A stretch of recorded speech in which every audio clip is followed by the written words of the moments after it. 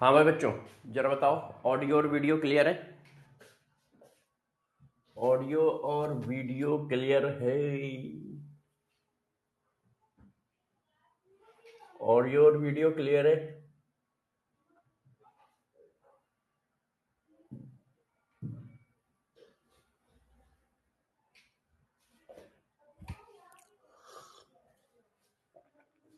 Yes, good morning, good morning, good morning, very very good morning.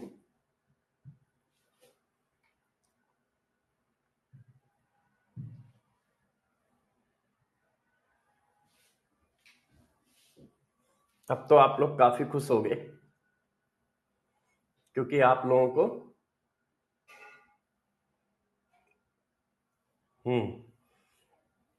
आप लोगों को book मिल गई है।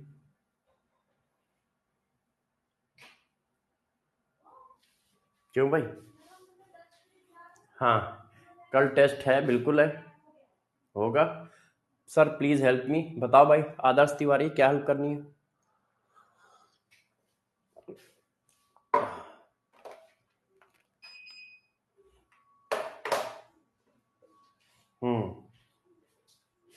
ओके,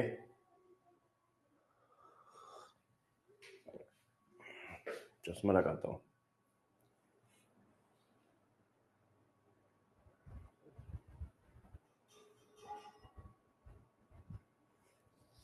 अच्छा, अरे यार क्या बताया जाए, आपकी बुक ट्रैक नहीं हो रही है। कितने बार तो बोलते हैं, कितने बार उन लोगों को चीज़ें समझाते हैं कि अच्छे से करो, बच्चों को तकलीफ ना आने पाए। चलो मैं एक बार बात करता हूँ, है ना? आप टेलीग्राम पे या इंस्टाग्राम पे कहीं पर मेरे को ना डिटेल भेज देना अपनी सारी। ठीक है प्रियांशु? हाँ, पीयूष, आप डिटेल भेज देना मेरे को कहीं पर। हाँ, मेरे से कैसे चैट करें? आप टेलीग्राम पे चैट कर सकते हो। टेलीग्राम पे उसमें मैसेज करने का है ना? टेलीग्राम पे आप कर सकते हो। Sarvesh Dixit CSD official Telegram channel है, उस पे। हम्म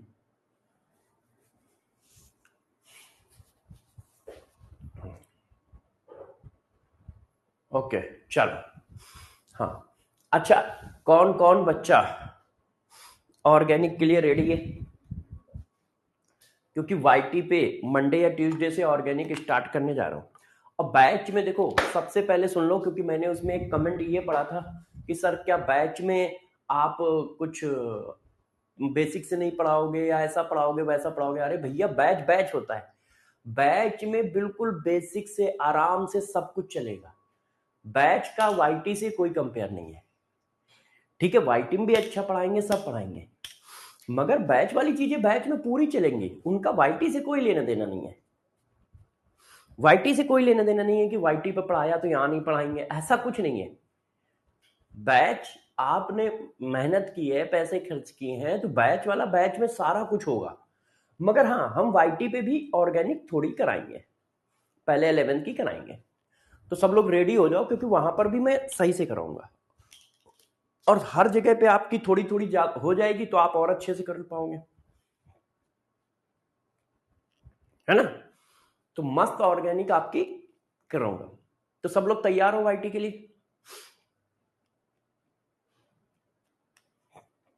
हाँ, बिल्कुल बनाना है बेटा, बिल्कुल बनाना है। नोट्स वोट्स सब बनाने हैं, बहुत मस्त तरीके से कराऊंगा। बैच में भी कराऊंगा, बैच में भी स्टार्ट होगी जल्दी। हम्म यस। हाँ, हाँ, मुझे ऑर्गेनिक बिल्कुल नहीं आती है, अब बिल्कुल टेंशन ना लो। आप लोगों को ऑर्गेनिक आती है नहीं आती है कोई टेंशन ना ले, आप लोगों की ऑर्गेनिक मस्त कर दूंगा, ये मेरी गारंटी है। ये मेरी गारंटी है ना? ये मेरी गारंटी है। आप लोग एकदम अच्छे से ऑर्गेनिक करोगे, एक अलग लेवल के ऑर्गेनिक कराऊंगा आपको। अच्छा, अब आप लोग जरा कमर कस लो। अब आप लोग कमर कस लो। क्यों? जो लास्ट क्लास में पढ़ाया है उसका टेस्ट भी तो दोगे, है ना? लास्ट लेक्चर के टेस्ट के लिए कमर कस लीजिए। मेरा 21 रुपए वाला क्वेश्चन गलत हो गया है तो बहुत सही है, अब तो मुझे मिलेंगे पैसे। हाँ, यदि मेरा व्हाट्सएप, हाँ व्हाट्सएप कर दो पीयूष, व्हाट्सएप कर दो। चलो बहुत सही, तो सब लोग रेडी हो? सब लोग रेडी हो?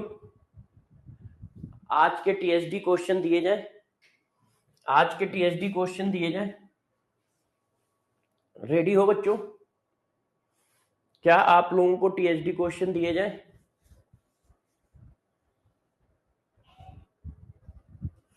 प्रिंस, आज या कल अपलोड हो जाएंगे, आज या कल अपलोड हो जाएंगे, है ना?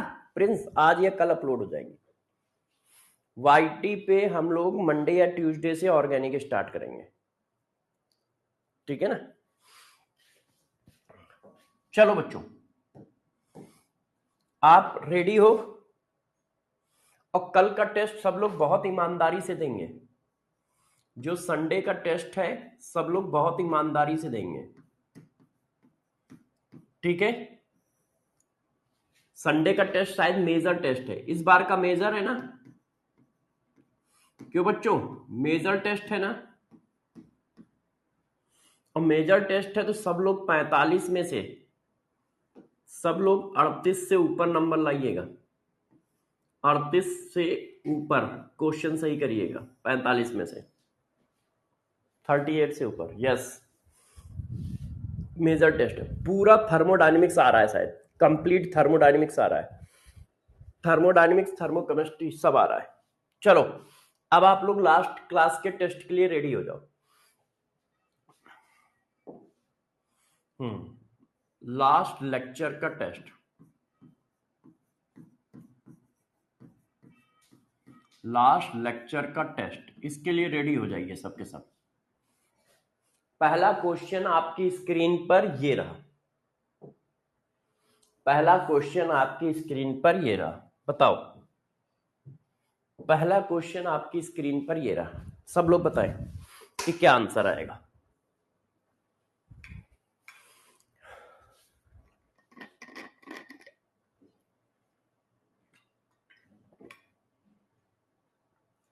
बताओ भाई।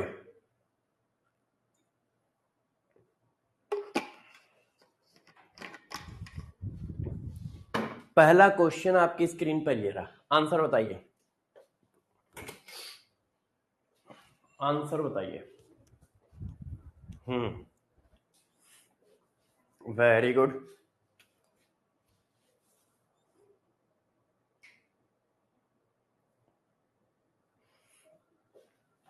Very good.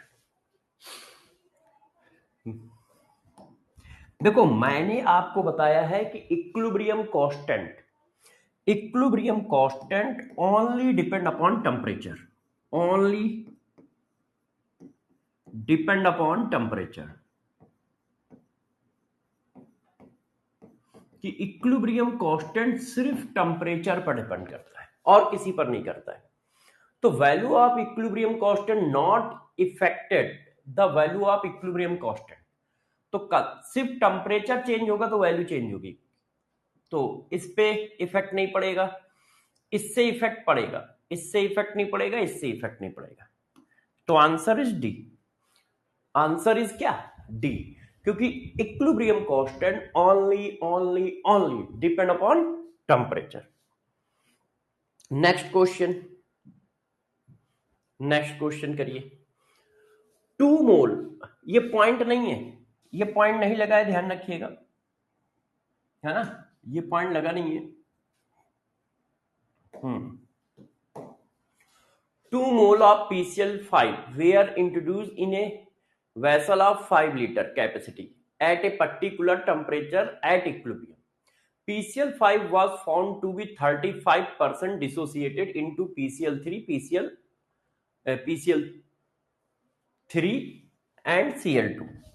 ये PCl3 है, the value of K C of reaction is, value of K C for the reaction. बताइए आप लोग, सभी लोग आंसर दीजिए, सभी लोग आंसर दीजिए कि क्या है।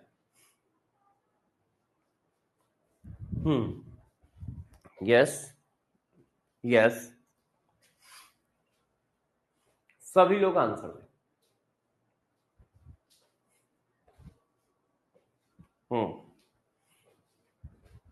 गुड, अरे good good good good good, बहुत सही।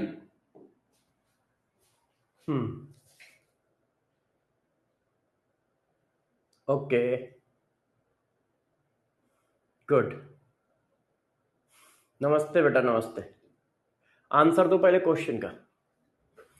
2 मोल PCl5 है, 5 लीटर के कंटेनर में इंट्रोड्यूस किया गया है। इक्विलिब्रियम पे पाया गया है कि 35% डिसोसिएट हो गया है PCl5, PCl3 और Cl2 में। तो पूछ रहा है इक्विलिब्रियम कांस्टेंट की वैल्यू बताइए, तो पूछ रहा है इक्विलिब्रियम कांस्टेंट की वैल्यू बताइए।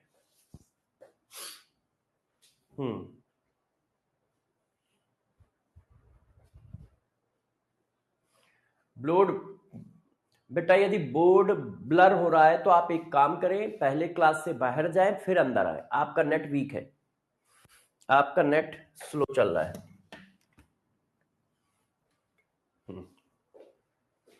आपका नेट स्लो चल रहा है।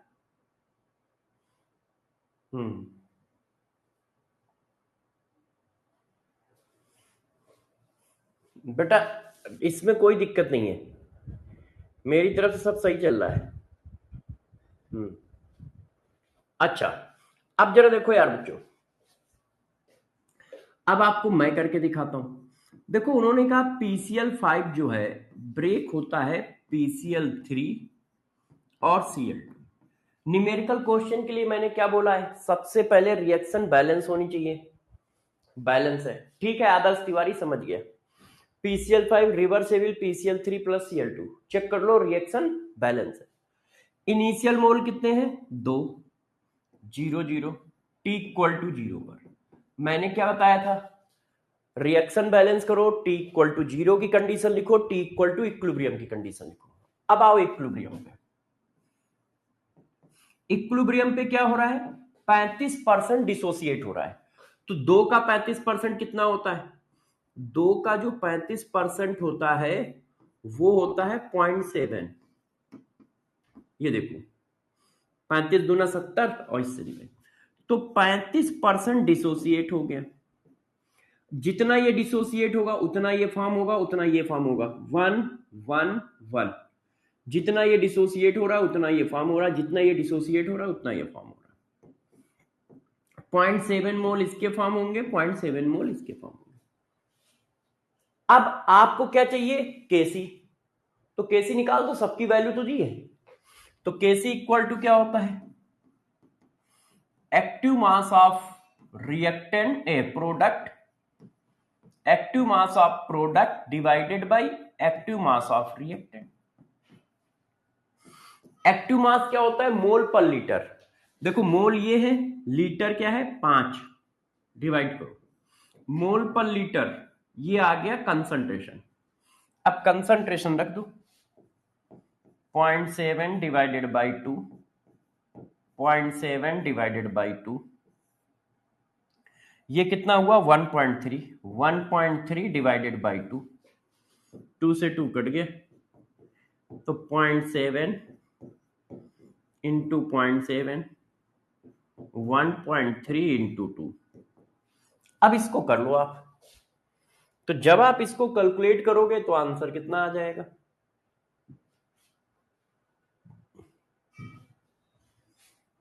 0.7 into 0.7 divided by 1.3 divided by 2।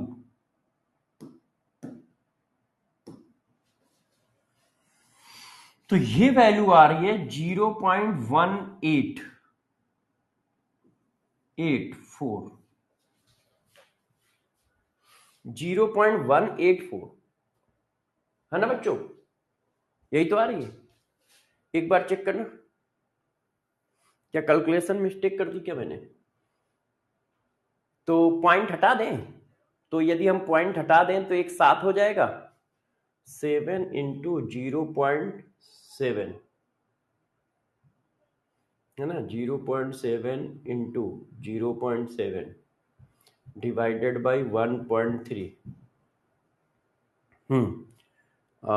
Divided by 2, हाँ 0.1884 ऐसा कहीं आ रहा है, ये आ रहा है, मगर यहां पॉइंट का डिफरेंस आ रहा है। तो पॉइंट का डिफरेंस आ रहा है, तो एक बार जरा पॉइंट चेक कर लो।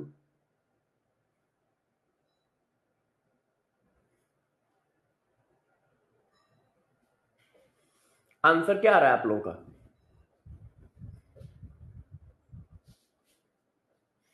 अच्छा, अच्छा, हाँ हाँ हाँ, गड़बड़ हो गई, ये 5 होगा। 2 नहीं 5 होगा, तभी गड़बड़ हो रहा है। Yes yes, silly mistake. सही कह रहे हो, तभी मैं भी सोचूं कोई आंसर मैच क्यों नहीं कर रहा है। 5 से 5 कट गया, तो ये 5 आएगा। अब सही कह रहे हो, तो 13, तो ये आया 0.7,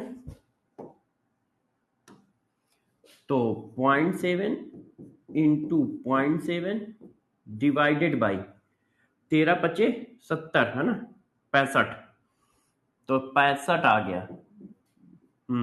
ये अब इसको करो, सॉरी यार,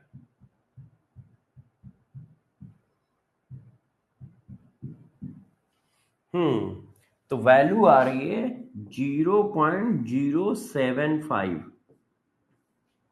0.075, आंसर इज डी, 0.075 आ रही है, 0.075 आ रही है। चेक करिए, चेक करिए, 0.7 इंटू 0.7, ठीक है, डिवाइडेड बाई 6.5, तो 0.075 आ रही है, डी आंसर आ रहा है। क्लियर है, क्लियर है सबको? यस। अब आप लोग बताइए किसके कितने क्वेश्चन सही हैं, किसके कितने क्वेश्चन सही हैं, दो में से किसके कितने सही, दो में से किसके कितने सही? हाँ, दो में से एक क्यों हो रहा है? क्या ये क्वेश्चन कई लोगों ने गलत कर दिया है क्या?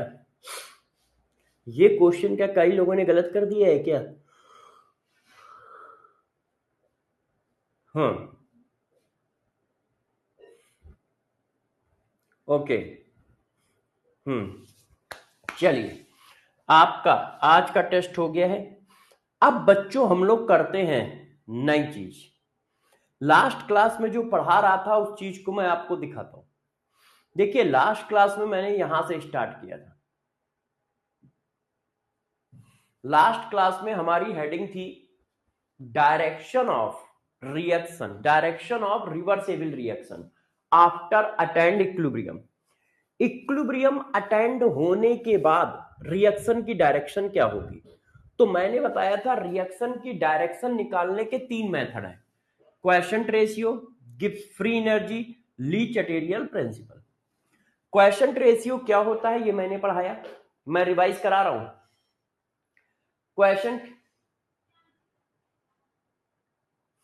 क्वेशंट रेशियो मैंने पढ़ाया, वो क्या हो सकता है? गौर से ध्यान दीजिए सब लोग, गौर से ध्यान दीजिए।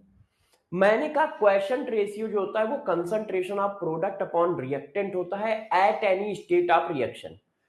रिएक्शन की किसी भी जगह पे t इक्वल टू 0 पे निकालो, चाहे t इक्वल टू 1 सेकंड पे निकालो, 10 सेकंड पे निकालो, 100 सेकंड पे निकालो, 99 सेकंड पे निकालो, चाहे जब निकालो, concentration of product upon reactant is known as quotient ratio.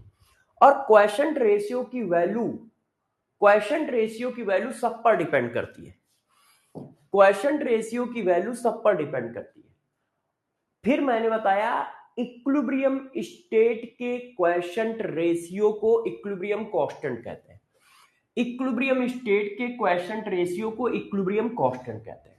और ऐसा क्यों करते हैं? ऐसा इसलिए करते हैं कि इक्विलिब्रियम स्टेट के क्वेशंट रेशियो की वैल्यू सिर्फ टेम्परेचर पर डिपेंड करती है। इक्विलिब्रियम स्टेट के क्वेशंट रेशियो की वैल्यू सिर्फ टेम्परेचर पर डिपेंड करती है, इसलिए उसको एक नया नाम दिया जाता है, इक्विलिब्रियम कांस्टेंट। ठीक है। अच्छा, फिर मैंने आपको बताया कि एक हेल्महोल्ट्ज इक्वेशन होती है, delta G equal to delta G naught plus R T L N Q C. फिर मैंने कहा यदि इक्विलिब्रियम पे चले, एट इक्विलिब्रियम, तो जब इक्विलिब्रियम आता है तो डेल्टा जी की वैल्यू 0 होती है। डेल्टा जी नॉट की वैल्यू कुछ भी हो सकती है, 0 भी हो सकता है, प्लस भी हो सकता है, माइनस भी हो सकता है। तो डेल्टा जी की वैल्यू 0 डाल दी, तो डेल्टा जी नॉट मतलब delta G standard equal to आ गया minus R T L N equilibrium. क्यों? जब इक्विलिब्रियम पे पहुंच जाओगे तो इक्विलिब्रियम पे क्यूसी की वैल्यू कितनी होती है? इक्विलिब्रियम कांस्टेंट के बराबर। तो क्यूसी की जगह इक्विलिब्रियम कांस्टेंट डाल दिया, लॉग के फॉर्म में ये आएगा। ये डेल्टा जी स्टैंडर्ड और इक्विलिब्रियम कांस्टेंट के बीच में रिलेशन है। सब लोग पहले पढ़ाई कर लो, बातें बाद में, पहले आप रिवीजन कर लो। ये डेल्टा जी स्टैंडर्ड और इक्विलिब्रियम कांस्टेंट के बीच में रिलेशन है। क्या रिलेशन है? Delta G standard equal to minus 2.3032 R T log equilibrium. फिर मैंने मैथ्स के 3 रूल बताए। log x equal to positive value तो x ग्रेटर देन 1 होगा, log x equal to negative value तो x लेस देन 1 होगा, log x equal to 0 तो x equal to 1 होगा। इस चीज को मैंने यहां पे लगा के आपको दिखाया कि यदि डेल्टा जी की वैल्यू 0 है तो log x इक्वल टू 0 तो x इक्वल टू 1, x की जगह क्या है? Equilibrium constant. डेल्टा जी की वैल्यू पॉजिटिव है तो प्लस माइनस माइनस, तो log x equal to minus तो x equal to less than 1।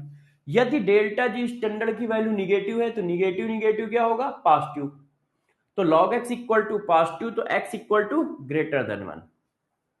ये मैंने रिलेशन किए। फिर मैंने बताया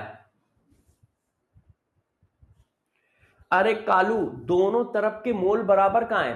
PCl5 ब्रेक हो रहा है PCl3 और Cl2 में, तो एक तरफ 1 मोल है, रिएक्टेंट कितना है? 1 मोल, प्रोडक्ट कितने हैं? 2 मोल। PCl5 अकेला है और वहां PCl3 और Cl2 है, तो वॉल्यूम का टर्म लेना पड़ेगा ना। कुछ बच्चे पूछ रहे हैं, 1 मिनट के लिए मैं इसको रोकता हूं, 1 मिनट के लिए मैं इसको रोकता हूं। कुछ बच्चे पूछ रहे हैं इस वाले क्वेश्चन में आपने वॉल्यूम का टर्म क्यों लिया? वॉल्यूम का टर्म ना लेने के लिए मैंने कब मना किया था? जब दोनों तरफ के मोल बराबर हो। कहां बराबर है? यहां 1 मोल है और यहां 2 मोल है, 1 मोल 2 मोल, बराबर कहां है? जब रिएक्टेंट और प्रोडक्ट बराबर हो तब नहीं लेते हैं, यहां कहां बराबर है? देखो पूरी बातें सुना करो, आधी अधूरी बातें सुनोगे तो ऐसे ही कंफ्यूज रहोगे, है ना। आधी देरी बातें सुनोगे तो कंफ्यूज रहोगे। ये देखो, अब मैंने क्या किया, डेल्टा जी स्टैंडर्ड की वैल्यू इस फार्मूले में डाल दी। जब इस फार्मूले में डेल्टा जी स्टैंडर्ड की वैल्यू डाली तो डेल्टा जी इक्वल टू ये आ गया, delta G equal to R L N quotient ratio divided by equilibrium constant, quotient ratio divided by equilibrium constant. फिर मैंने इस पर ये रिलेशन बताया कि यदि डेल्टा जी इक्वल टू 0 है, इसका मतलब रिएक्शन इक्विलिब्रियम पे है, और रिएक्शन इक्विलिब्रियम पे है तो देखो क्या रिलेशन आएगा, log x इक्वल टू 0 तो x इक्वल टू 1, x की जगह क्या है? QC upon equilibrium constant. तो इसका मतलब यदि क्वेशंट रेशियो की वैल्यू इक्विलिब्रियम कांस्टेंट के बराबर है तो रिएक्शन इक्विलिब्रियम पे है। तो रिएक्शन इक्विलिब्रियम पे है, इसके अब 2 रास्ते हो गए, 2 तरह से पता कर सकते हो। एक, डेल्टा जी इक्वल टू 0 है तो रिएक्शन इक्विलिब्रियम पे है। दूसरा, यदि क्वेशंट रेशियो की वैल्यू इक्विलिब्रियम कांस्टेंट के बराबर है तो भी रिएक्शन इक्विलिब्रियम पे है। ये देखो, अब delta G equal to negative, तो डेल्टा जी निगेटिव है तो रिएक्शन क्या होगी? स्पॉन्टेनियस। स्पॉन्टेनियस का मतलब रिएक्शन फॉरवर्ड डायरेक्शन में जा रही है। तो डेल्टा जी की जब निगेटिव वैल्यू डालोगे तो log x equal to negative value तो x less than 1, x less than 1 हुआ, इसका मतलब इक्विलिब्रियम कांस्टेंट बड़ा है क्वोशिएंट रेशियो से। तो यदि किसी रिएक्शन का इक्विलिब्रियम कांस्टेंट बड़ा है क्वोशिएंट रेशियो से तो रिएक्शन फॉरवर्ड डायरेक्शन में जाएगी। तो रिएक्शन फॉरवर्ड डायरेक्शन में जाएगी, इसको पता करने के अब दो रूल हमें पता चल गए। एक, delta G equal to negative है तो रिएक्शन फॉरवर्ड डायरेक्शन में जाएगी। दूसरा, इक्विलिब्रियम कांस्टेंट की वैल्यू यदि बड़ी है क्वोशिएंट रेशियो से तो भी रिएक्शन फॉरवर्ड डायरेक्शन में जाएगी। ये देखो, अब delta G equal to positive तो log x equal to positive value, तो x equal to greater than 1। Delta G positive है तो नॉन स्पॉन्टेनियस है। नॉन स्पॉन्टेनियस का मतलब बैकवर्ड डायरेक्शन में रिएक्शन जाएगी, बैकवर्ड डायरेक्शन स्पॉन्टेनियस है। अब ग्रेटर देन 1, इसका मतलब इक्विलिब्रियम कांस्टेंट यदि छोटा है तो रिएक्शन बैकवर्ड डायरेक्शन में जाएगी। तो बैकवर्ड डायरेक्शन में रिएक्शन जाएगी, इसको पता करने की दो चीजें हो गई। क्या? एक हमें हो गया डेल्टा जी पॉजिटिव है तो बैकवर्ड डायरेक्शन में जाएगी, या इक्विलिब्रियम कांस्टेंट की वैल्यू छोटी होगी क्वोशिएंट रेशियो से तो रिएक्शन बैकवर्ड डायरेक्शन में जाएगी। क्या ये बात समझ पाए हो? कल ये मैंने पढ़ाया था, आज मैंने इसका रिवीजन करा दिया है। अब मैं इसका सीएचडी भी लिख देता हूं, जैसे एक बार और अच्छे से रिवाइज हो जाए, फिर इन पे क्वेश्चन कराते हैं, तब तक तुम्हें रिवीजन भी हो जाएगा 2 बार 3 बार, फिर इन पे क्वेश्चन कराते हैं। क्योंकि कल मैंने सीएचडी नहीं लिखा था, ठीक है? अच्छे से देखते जाओ, इनके सीएचडी भी लिख देता हूं, देखो अब डायरेक्शन निकालने के 3 तरीके थे, तीनों एक एक करके पढ़ा देता हूं। तो मैंने सबसे पहले आपको रिलेशन बताया ये, ठीक है, क्वोशिएंट रेशियो की डिफिनीशन बताई। तो भाई क्वोशिएंट रेशियो क्या होता है? मैंने बताया कि क्वोशिएंट रेशियो जो होता है वो बच्चों क्या होता है, बताओ? वो होता है ratio of concentration of product and reactant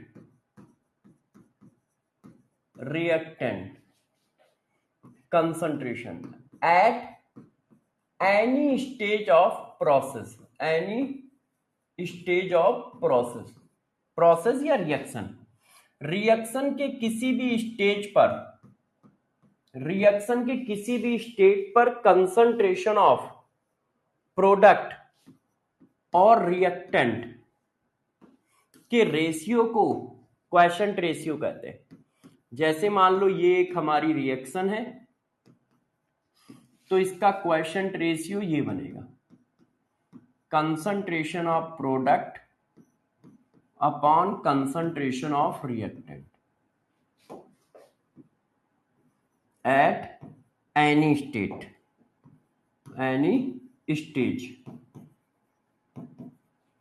of reaction.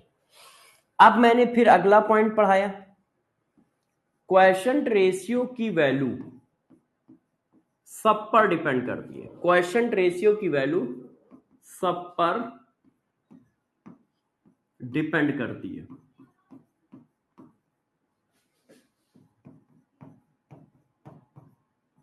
कुछ भी चेंज करोगे तो इसकी वैल्यू चेंज होगी, सब पर डिपेंड करती है। फिर मैंने बताया है ना, इक्विलिब्रियम कांस्टेंट, इक्विलिब्रियम स्टेट के क्वोशिएंट रेशियो को इक्विलिब्रियम कांस्टेंट कहते हैं। इक्विलिब्रियम स्टेट के क्वोशिएंट रेशियो को इक्विलिब्रियम कांस्टेंट कहते हैं। फिर मैंने आपको ये बात बताई ऐसे, है ना, इक्विलिब्रियम स्टेट के क्वोशिएंट रेशियो को इक्विलिब्रियम कांस्टेंट कहते हैं। अब फिर मैंने आपको ये फार्मूला दिया, delta G equal to delta G standard RT ln QC। फिर मैंने आपको ये फार्मूला दिया कि delta G standard equal to minus RT ln equilibrium constant या -2.3032 RT log इक्विलिब्रियम कांस्टेंट। ये इक्विलिब्रियम कांस्टेंट और डेल्टा जी स्टैंडर्ड में रिलेशन है, ये देखो। और इस पे आपको 3 केस मिले। केस नंबर 1, यदि डेल्टा जी स्टैंडर्ड की वैल्यू 0 है तो इक्विलिब्रियम कांस्टेंट की वैल्यू 1 होगी, ठीक है। केस नंबर 2 आगे लिख देता हूं, उधर जगह नहीं है।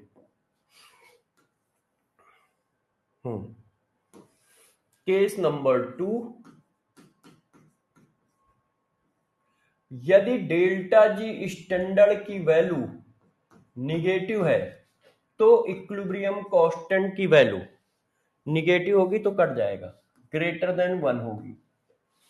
केस नंबर 3, यदि इक्विलिब्रियम कांस्टेंट यदि डेल्टा जी स्टैंडर्ड की वैल्यू पॉजिटिव है तो इक्विलिब्रियम कांस्टेंट की वैल्यू लेस देन 1 होगी। कैसे होगी ये सारी बातें बता दी है, किस तरह से होंगी ये सब डिस्कस हो गया।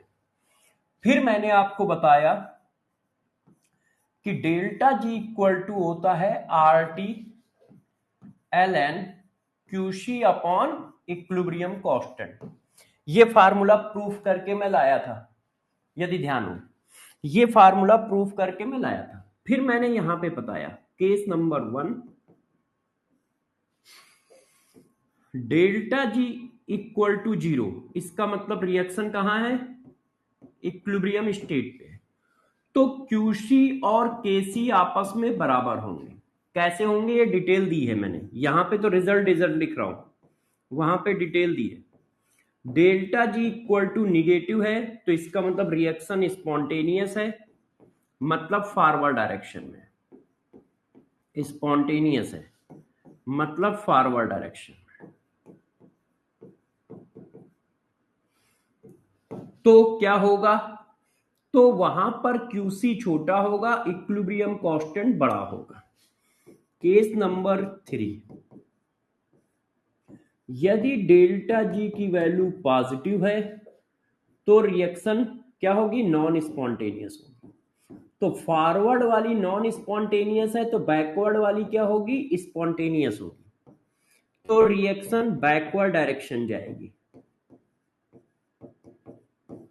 और इनके बीच में क्या रिलेशन आएगा, क्यूसी बड़ा होगा, इक्विलिब्रियम कांस्टेंट छोटा होगा। इतनी बातें पढ़ाई हैं, उन सबका short notes, summary, formula seat सब लिख दिया है। शॉर्ट नोट्स है, सबकी डिफिनीशन लिखी है, ठीक है, समरी लिखी है, सारे फार्मूले लिखे हैं, सारे कॉन्सेप्ट लिखे हैं, सारे केस लिखे हैं, चेक कर लो। ऐसा कुछ नहीं है जो ना लिखा हो, सारी सिचुएशन भी लिख दी। अब हम इन पर क्वेश्चन करेंगे। सब लोग रेडी हो जाओ, सभी बच्चे रेडी हो जाएं, इतना अच्छे से नोट कर लें, क्योंकि अब हम इन पर क्वेश्चन करेंगे। कल मैंने क्वेश्चन नहीं कराए थे, थ्योरी करा दी थी। आज मैंने उस थ्योरी को रिवाइज भी करा दिया, साथ में उसके शॉर्ट नोट्स भी लिख दिए।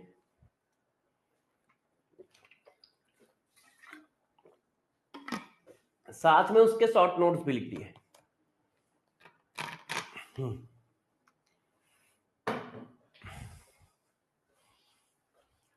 यस, बहुत सही,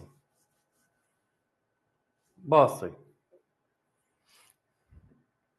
चलो अब मैं इसके आपको क्वेश्चन कराता हूं, जैसे आप इसके क्वेश्चन कर सके, समझ सके। पहला क्वेश्चन आपकी स्क्रीन पर, बताइए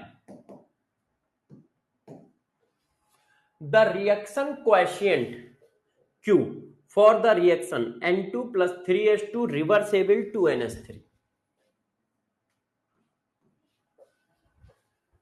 is given. Quotient ratio equal to active mass of ammonia divided by active mass of nitrogen, active mass of hydrogen. The reaction will proceed toward right side. वो कह रहा है रिएक्शन राइट साइड में कब proceed होगी, right का मतलब forward direction. किस कंडीशन में रिएक्शन फॉरवर्ड डायरेक्शन में जाती है, बताओ। अब देखो, या तो आपको डायरेक्ट याद हो, यदि आपको डायरेक्ट याद है तो बहुत अच्छी बात है कि क्या? हाँ, वेरी गुड, सब लोग आंसर बताएं। सब लोग आंसर बताएं। Yes, yes. किस कंडीशन में रिएक्शन फॉरवर्ड डायरेक्शन होती है? क्वेश्चन रेशियो इक्विलिब्रियम कांस्टेंट के बराबर है तो रिएक्शन इक्विलिब्रियम में है। इक्विलिब्रियम कांस्टेंट बड़ा है तो रिएक्शन फॉरवर्ड डायरेक्शन है। इक्विलिब्रियम कांस्टेंट छोटा है तो रिएक्शन बैकवर्ड डायरेक्शन है। या तो देखो आपको ये बात याद हो कि यार ये बराबर है तो रिएक्शन इक्विलिब्रियम पे है, इक्विलिब्रियम कांस्टेंट बड़ा है तो फॉरवर्ड, इक्विलिब्रियम कांस्टेंट छोटा है तो बैकवर्ड। या तो आप ये बात याद रखो, मान लो कोई बच्चा कहता है नहीं सर मैं ये याद नहीं रख पाऊंगा, तो दूसरा रास्ता ये है कि आप इस फार्मूले को याद रखो। अब कह दो हम ये भी याद नहीं कर पाएंगे तो घर में बैठ के आराम से झाड़ू पोछा करो, है कि नहीं? ये गर्ल्स के लिए नहीं कह रहा हूं, बॉयज के लिए भी कह रहा हूं। गर्ल्स बॉयज कोई अलग अलग थोड़ी है। यदि झाड़ू पोछा खाना पीना गर्ल्स बना सकती हैं तो बॉयज क्यों नहीं बना सकते? वो भी तो इंसान ही है भाई। कुछ तो याद रखना ही पड़ेगा। अपने मम्मी पापा का नाम याद रखते हो कि नहीं रखते हो? कौन सी मैथ की लॉजिक से मम्मी पापा का नाम आपको पहले से पता है? भाई बहन का नाम कौन से लॉजिक से पता है बताओ?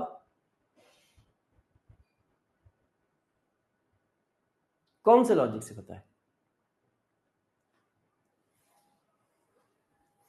एक संकल्प कह रहा है कि सर शादी नहीं हुई है। अरे भैया किसी घर में रहते हो, उस घर में झाड़ू पोछा करो। अरे भाई मम्मी पापा के घर में रहते हो, मम्मी पापा घर में रहते हो तो कोई तो झाड़ू पोछा कर रहा है, मम्मी को आराम दो, तुम झाड़ू पोछा करो, है खाना बनाओ।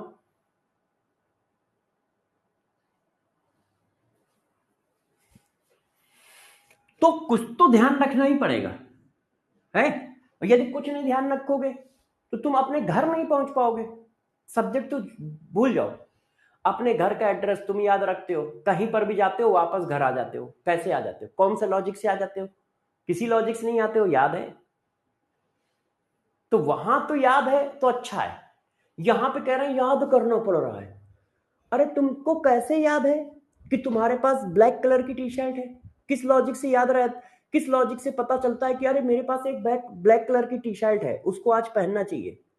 मेरे पास व्हाइट कलर का शूज है, उसको मुझे आज पहनना चाहिए। किस लॉजिक से याद है बताओ? सब याद ही तो है। तो ये सिर्फ भ्रम है। और भ्रम क्यों है? क्योंकि हम अपने को सेव करना चाहते हैं, हम अपनी कमियों को उजागर नहीं करना चाहते हैं। हम ये नहीं बताना चाहते हैं कि ये मेरी गलती है, हम ये बताना चाहते नहीं ये मेरी गलती नहीं है। ये जो बहुत सारे लोग कहते हैं ना कि ये मेरा पैशन है, अरे बहुत मक्कार होते हैं वो। पैशन क्या होता है? तुम्हें कैरियर बनाना है तो मेहनत करनी है। मैंने अभी एक हम्म तो या तो आप इस मेथड से निकालो या इस मेथड से निकालो।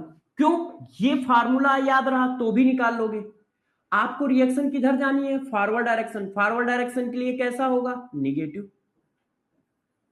तो log x की वैल्यू क्या हुई? निगेटिव। log x निगेटिव हुआ तो x equal to less than 1, x equal to less than 1। तो देखो ये आ गया, ये आ गया, ये देखो। तो जैसा मन हो वैसे कर लो। अब इस पर न्यूमेरिकल क्वेश्चन कैसे आ सकते हैं, जरा उस पर भी फोकस करो।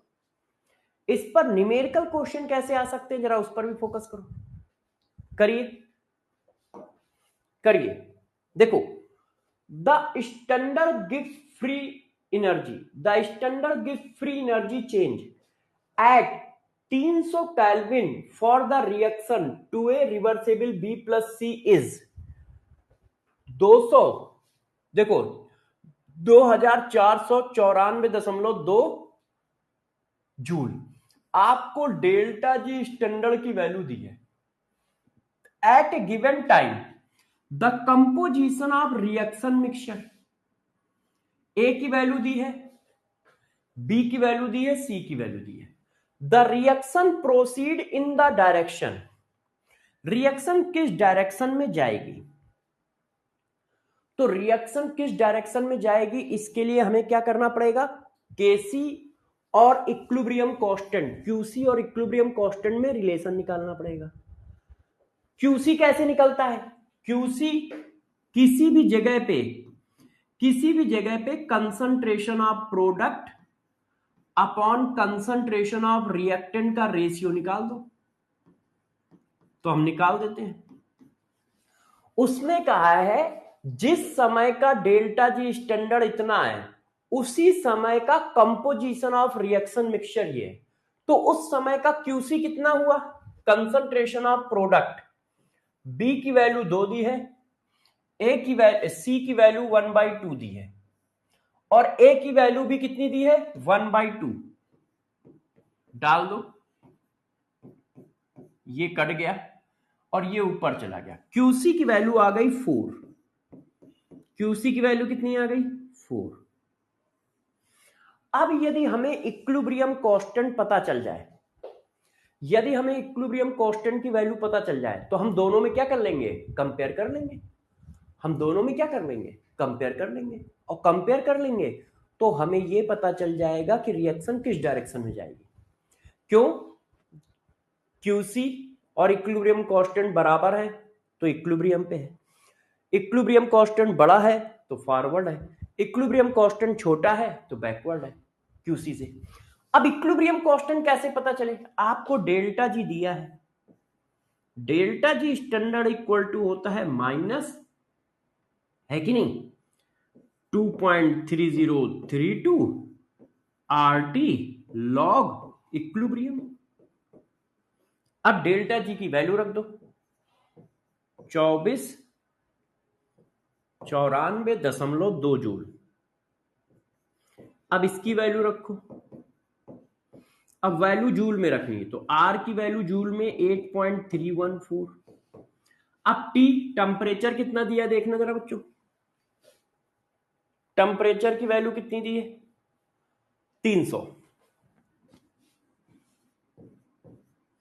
Into log equilibrium.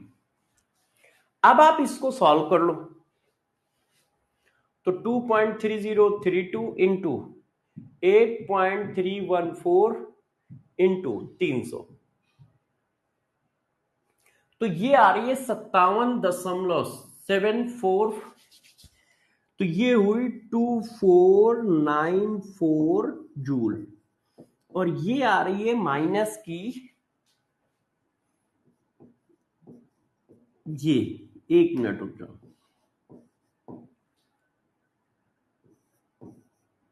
अब देखो यहीं पे समझदारी झलकती है। अब आप गौर से समझो, देखो बच्चों एक रास्ता यह है कि मैं इसको सॉल्व करके इक्विलिब्रियम कांस्टेंट की वैल्यू निकालूं। यार तुम लोग इधर उधर क्या बातें कर रहे हो? इधर उधर क्या बातें कर रहे हो?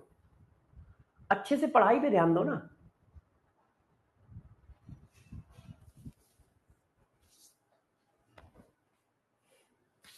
देखो ये सब लोग ध्यान दीजिए, ये प्लस का है और ये माइनस का है क्योंकि फार्मूले में माइनस है। तो अब ये बात तो सही है कि वैल्यू जो भी आएगी माइनस आएगी, और यदि वैल्यू जो भी आएगी माइनस आएगी, देखो मैं आपको थोड़ी सी मैथ्स पढ़ाता हूं जिससे क्या आएगा, आपको कैलकुलेशन नहीं करना पड़ेगा।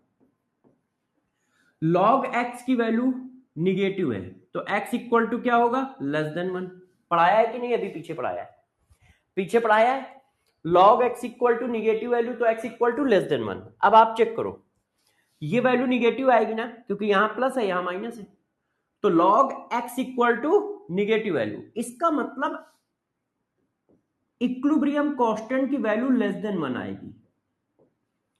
और हमें यहां कंपेयर करना है, वैल्यू थोड़ी निकालनी है। हमें यहां क्या करना है? कंपेयर करना है, वैल्यू थोड़ी निकालनी है। तो सॉल्व भी मत करो आगे। क्यों सॉल्व कर रहे हो? आपको यह पता चल गया कि ये वैल्यू निगेटिव आएगी। अब जब ये वैल्यू निगेटिव होगी तो log x equal to negative value तो x equal to less than 1, x equal to less than 1।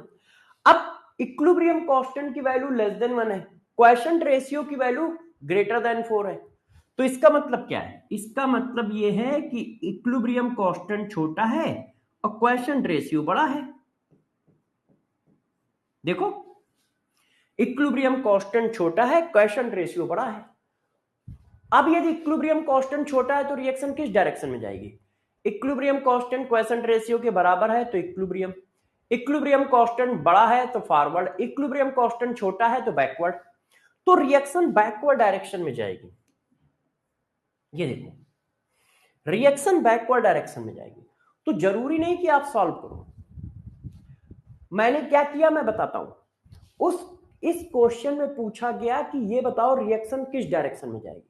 अब रिएक्शन किस डायरेक्शन में जाती है इसको कौन कौन बताता है? डेल्टा जी बताता है। यदि डेल्टा जी इक्वल टू 0 तो रिएक्शन इक्विलिब्रियम पे, delta G equal to negative तो रिएक्शन फॉरवर्ड डायरेक्शन मतलब spontaneous, delta G equal to positive तो रिएक्शन नॉन स्पॉन्टेनियस मतलब बैकवर्ड डायरेक्शन। अब डेल्टा जी तो पूरे क्वेश्चन में कहीं दिया ही नहीं है। डेल्टा जी स्टैंडर्ड दिया है, ध्यान रखना मार खा जाओगे। डेल्टा जी स्टैंडर्ड, और डेल्टा जी स्टैंडर्ड कुछ नहीं बताता है, मैंने पीछे लिखाया है। तो अब मेरे पास क्या रास्ता था? दूसरा, क्वेश्चन रेशियो। क्वेश्चन रेशियो की वैल्यू इक्विलिब्रियम कांस्टेंट के बराबर है तो equilibrium, question ratio equilibrium constant की वैल्यू बड़ी है तो फॉरवर्ड, इक्विलिब्रियम कांस्टेंट की वैल्यू छोटी है तो बैकवर्ड।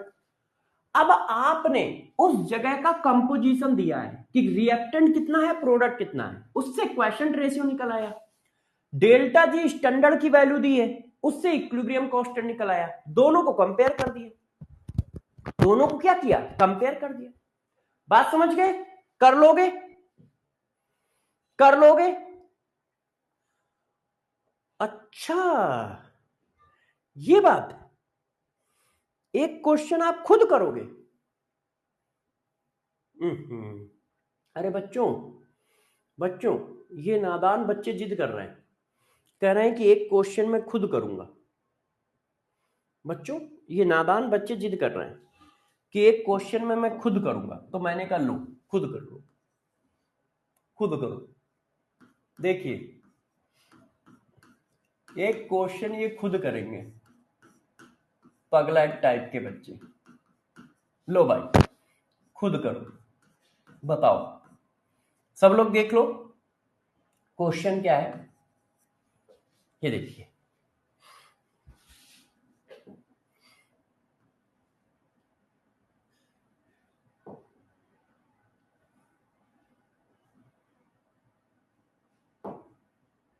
सब लोग देखिए क्वेश्चन क्या है।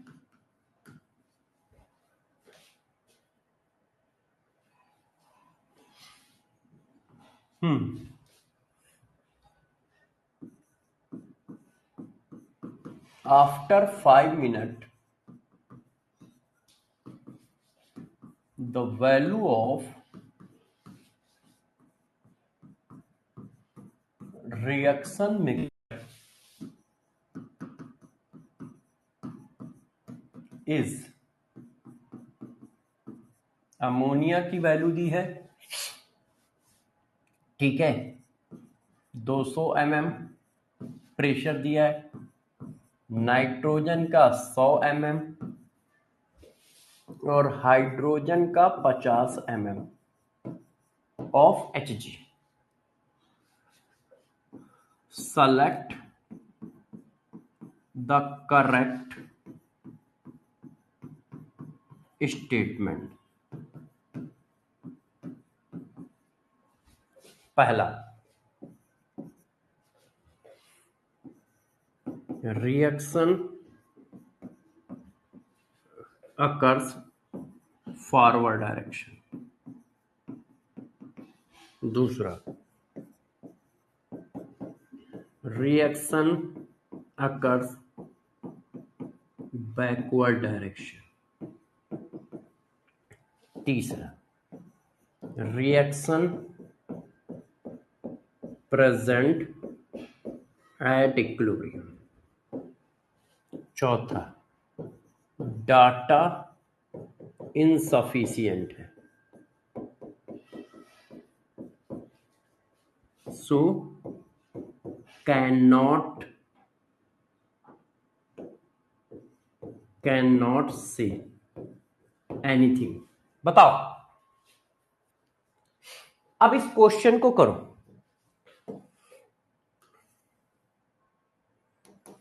अब देखो इक्विलिब्रियम कांस्टेंट की वैल्यू दी है, यदि मैं क्वेश्चन रेशियो निकाल दूं तो मैं कंपेयर कर ले जाऊंगा कि रिएक्शन किस डायरेक्शन में। तो मैंने क्या किया, क्वेश्चन रेशियो निकाला, क्या, पार्शियल प्रेशर ऑफ अमोनिया,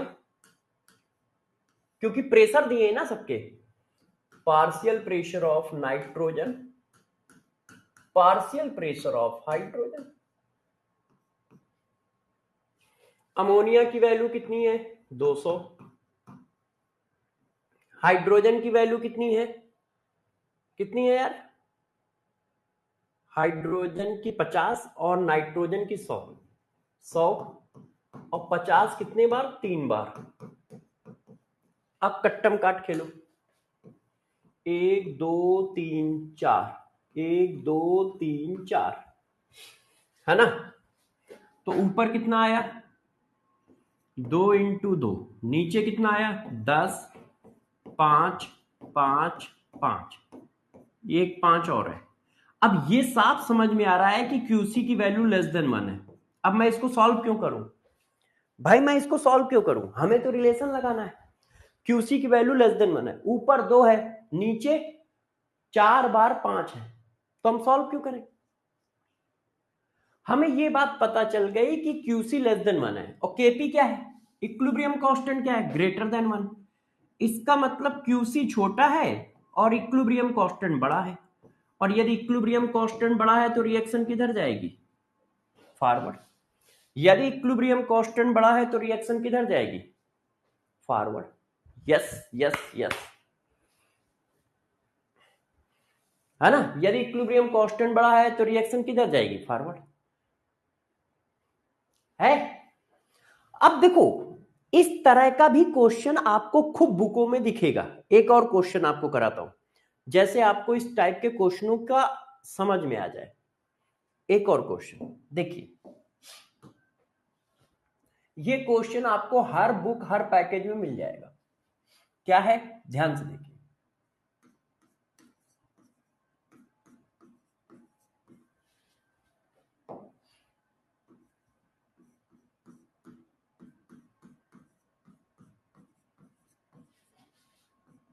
इसका इक्विलिब्रियम कांस्टेंट जो है वो 16 है, ठीक है।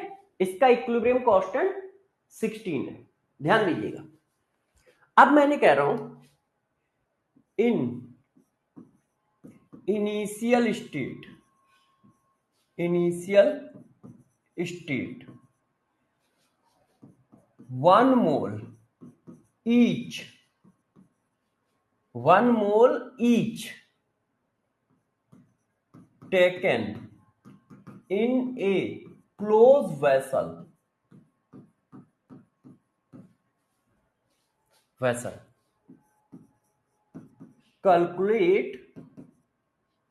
calculate mole of NO in equilibrium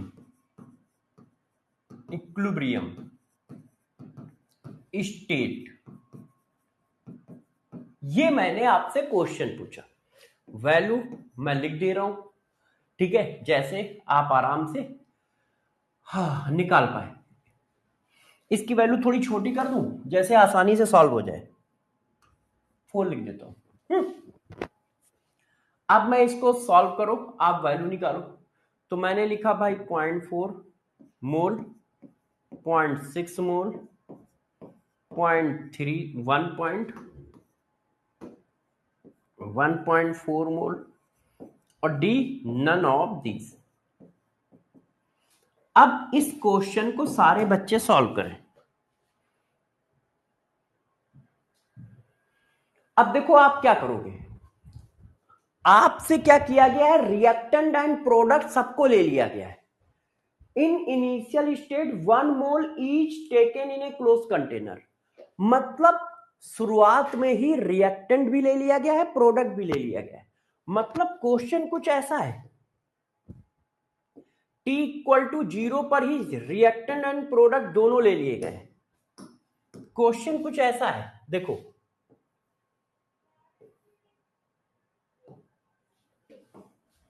T equal to 0 पर ही T इक्वल टू 0 पर ही NO2 है, SO2 है, SO3 है, NO है, सबके एक एक मोल T इक्वल टू 0 पर ही ले लिए गए हैं। तो आपको कैसे पता चलेगा रिएक्शन किधर जाएगी? क्यों? क्योंकि ये तो इक्विलिब्रियम रिएक्शन है, और equilibrium reaction T equal to 0 पर किधर भी जा सकती है।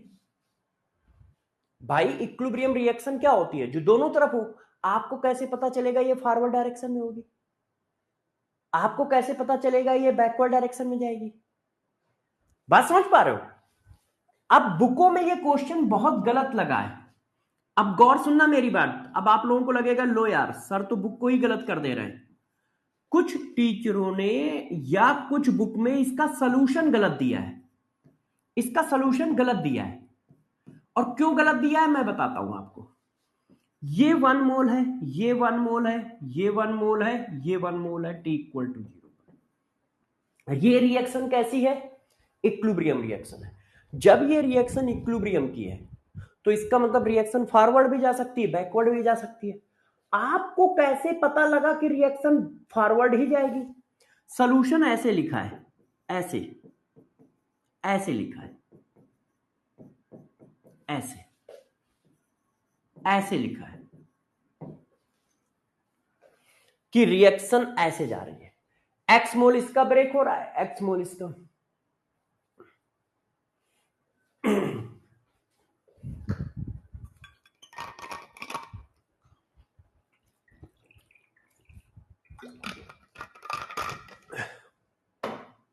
आपको मैं एक बात बताता हूं, देखो परेशान ना हो ना, मैं आपको समझाता हूं कि बुकों में क्या लिखा है और टीचर भी क्या करते हैं।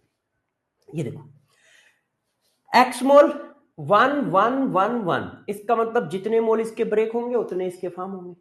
एक्स इसका ब्रेक हुआ, एक्स इसका ब्रेक हुआ तो एक्स फॉर्म हुआ, एक्स फॉर्म हुआ।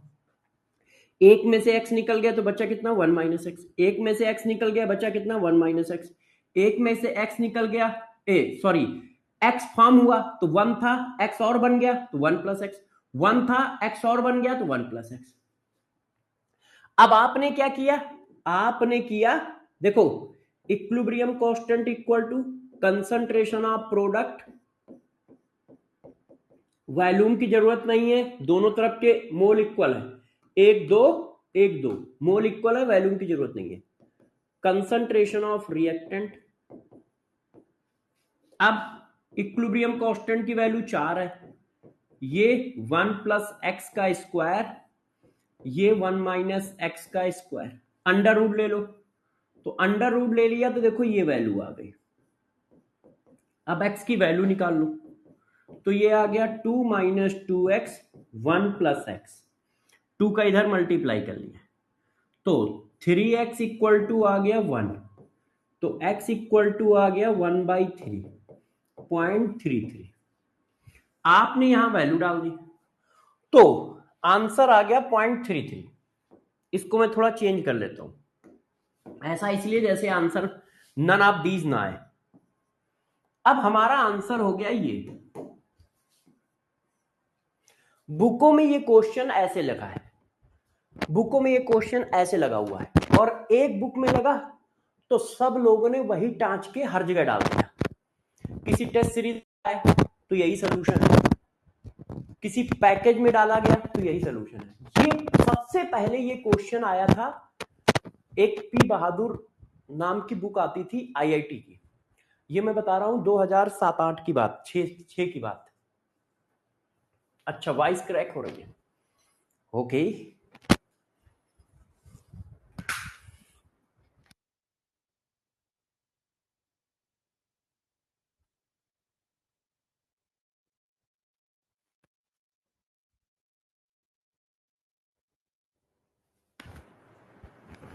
अब देखो वॉइस क्रैक हो रही है, अब देखिए वॉइस क्रैक हो रही है, अब सही है? यस नहीं हो रही है, अब ठीक है। तो अब गौर समझो, तो सब लोगों ने कट पेस्ट करके डालते गए। अब आपको एक और बताऊं, 2000 अभी 2 साल पहले, अभी 2025 चल रहा है ना, 2023-24 के आईआईटी मेंस के पेपर में इसी तरह का क्वेश्चन फिर रिपीट हुआ, वहां एबीसीडी करके आया। 2023-24 के पेपर में इसी तरह का क्वेश्चन फिर रिपीट हुआ, और मैंने लिटरली यूट्यूब पर टीचरों को ऐसे ही सॉल्व करते देखा। एक आध टीचर को मैंने बिल्कुल ऐसे ही सॉल्व करते हुए देखा। ये सॉल्यूशन गलत लगा है। इत्तेफाक की बात हो सकती है कि आंसर मैच कर रहा है, मगर ये तरीका गलत है। क्यों, बताता हूं। जैसे आप लोग गलती ना करो, अभी मैं इसका अल्टरनेट क्वेश्चन दूंगा और आपको फंसाऊंगा।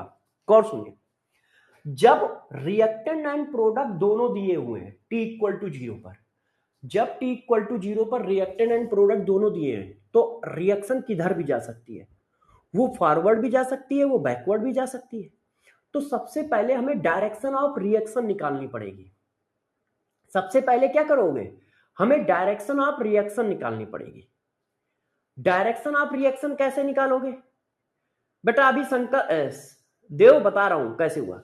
डायरेक्शन ऑफ रिएक्शन कैसे निकालोगे, आपको इक्विलिब्रियम कांस्टेंट दिया है, आप इसका क्या निकालो, t इक्वल टू 0 पर क्वेशंट रेशियो निकालो। तो जब आपने t इक्वल टू 0 पर क्वेशंट रेशियो निकाला, तो concentration of product 1:1 divided by concentration of reactant. Quotient ratio की वैल्यू छोटी है, इक्विलिब्रियम कांस्टेंट की वैल्यू बड़ी है, इसका मतलब रिएक्शन फॉरवर्ड डायरेक्शन में जाएगी। अब ये काम करना स्टार्ट करोगे। यदि आप इतना नहीं करते हो तो इसका मतलब धुप्पल मार रहे हो, तुक्के में क्वेश्चन चल रहा है, तुक्के में सॉल्यूशन चल रहा है। तो पहले ये काम करना पड़ेगा। क्यों, ऐसा क्यों करना पड़ेगा, क्योंकि रिएक्टेंट एंड प्रोडक्ट दोनों है, तो रिएक्शन तो दोनों तरफ जा सकती है। तो तुम्हें कैसे सपने आए, अच्छा हरी चटनी खाई है तो रिएक्शन फॉरवर्ड डायरेक्शन में जाएगी, तुम्हें कैसे पता चला? तुम कोई बाबा थोड़ी ना हो, है ना, कि तुम्हें पता चल गया, नीला कार्ड निकाला पता चल गया, तोते ने ये बोल दिया पता चल गया फॉरवर्ड जाएगी। ऐसा तो होगा नहीं, तुम तो साइंस के हिसाब से करोगे ना। तो प्रभु, साइंस के हिसाब से हमें क्या करना पड़ेगा, क्वेशंट रेशियो निकालना पड़ेगा। क्वेशंट रेशियो और इक्विलिब्रियम कांस्टेंट में कंपेयर किया, इक्विलिब्रियम कांस्टेंट बड़ा है तो रिएक्शन फॉरवर्ड डायरेक्शन में जाएगी। अब फिर मैंने ऐसे क्वेश्चन कर लिया। देव कह रहा था कि सर ये 1.3 आंसर कैसे आ गया, प्रभु पूछा क्या गया है, पढ़ो, calculate mole of NO in equilibrium state, calculate mole of NO in equilibrium state. तो इक्विलिब्रियम स्टेट पर NO के मोल कितने हैं देव, इक्विलिब्रियम स्टेट पर NO के मोल कितने हैं, 1 + x, x की वैल्यू कितनी निकाली है, 0.33। तो 1 + x क्या होगा, NO की वैल्यू है 1 + x, और x की वैल्यू निकाली है आपने 0.33। तो बेटा देव कितना होगा, 1.33 है। कभी कभी केमिस्ट्री में भी जोड़ घटा लिया करो, सारा जोड़ घटाना इलू टीलू में ही चलेगा। बात समझ पाए? ये देखो, तो ये क्वेश्चन गलत तरीके से लोग लगा रहे हैं, और क्यों लगा रहे हैं, उसमें लोगों की गलती नहीं है, किसी बुक में गलत तरीके से सॉल्व कर दिया गया, तो बस अब तो सबसे पहला रूल क्या है, cut paste cut paste cut paste cut paste. ये जो दिया गया है भाई, देखो बच्चा कट पेस्ट करता है, समझ में आता है, वो बेचारा पहली साल पढ़ रहा है, तो उसको नॉलेज थोड़ी ना है यार, वो तो वही देखेगा जो बुक में लिखा है वो सही मानेगा। और वो क्या, हम भी यही करते हैं भाई, बचपन में मैं भी जो बुक में लिखा होता था वो सही मानता था। मगर आप टीचर हो, आपको थोड़ा नॉलेज आ गया है, हो सकता है बहुत नॉलेज ना आया हो, मगर थोड़ा बहुत तो आ गया है ना, उस थोड़े बहुत से थोड़ा बहुत तो एनालाइज कर सकते हो। अच्छा अब देखना इस क्वेश्चन की धज्जियां कैसे उड़ेंगी। यदि मैं इसी क्वेश्चन को, देखो मैंने इसको कॉपी कर लिया था, मैंने इस क्वेश्चन को कॉपी कर लिया था, अब मैं इस क्वेश्चन को इतना सा चेंज कर दूं, देखना इतना सा चेंज कर दूं, अब करो, अब देखो, जिन लोगों ने उस मेथड से क्वेश्चन को कर रखा है उनका अपने आप गलत हो जाएगा, जिन्होंने बुक का मेथड फॉलो कर रखा है बिना दिमाग लगाए उन सबका गलत हो जाएगा। करो करो अब क्वेश्चन। अब तुम क्या करोगे, रिएक्शन को फॉरवर्ड डायरेक्शन में सॉल्व कर दोगे, जबकि गलत है। देखना, अब जिन्होंने वही मेथड यूज किया जो बुक में दिया है या जो उनके टीचरों ने बताया है, गलत मेथड, तो देखना अभी क्वेश्चन का आंसर गलत हो जाएगा। अब आपने क्या कर दिया, ये कर दिया, ये देखो, ये देखो, जबकि रिएक्शन फॉरवर्ड डायरेक्शन में जा ही नहीं रही है। कैसे, क्वेश्चन रेशियो की वैल्यू निकालो, concentration of product, concentration of reactant 1, question ratio की वैल्यू 1 है, इक्विलिब्रियम कांस्टेंट की वैल्यू 1/4 है। 1/4 का मतलब ये, इक्विलिब्रियम कांस्टेंट की वैल्यू छोटी है, और इक्विलिब्रियम कांस्टेंट की वैल्यू छोटी है तो रिएक्शन बैकवर्ड में जा रही है, फॉरवर्ड नहीं जा रही है। रिएक्शन कहां जा रही है, बैकवर्ड जा रही है। चेक करो, तो ये जो है जिसने भी ये कर दिया गलत हो गया, रिएक्शन बैकवर्ड जा रही है।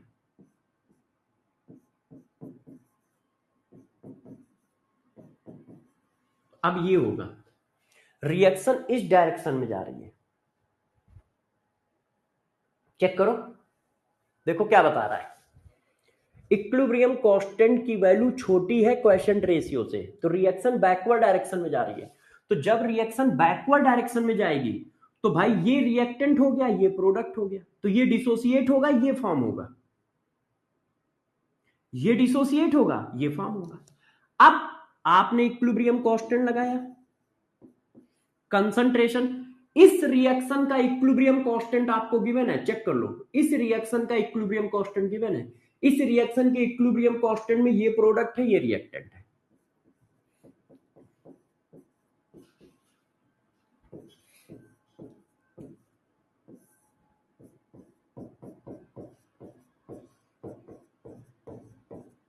आपने वैल्यू डाली,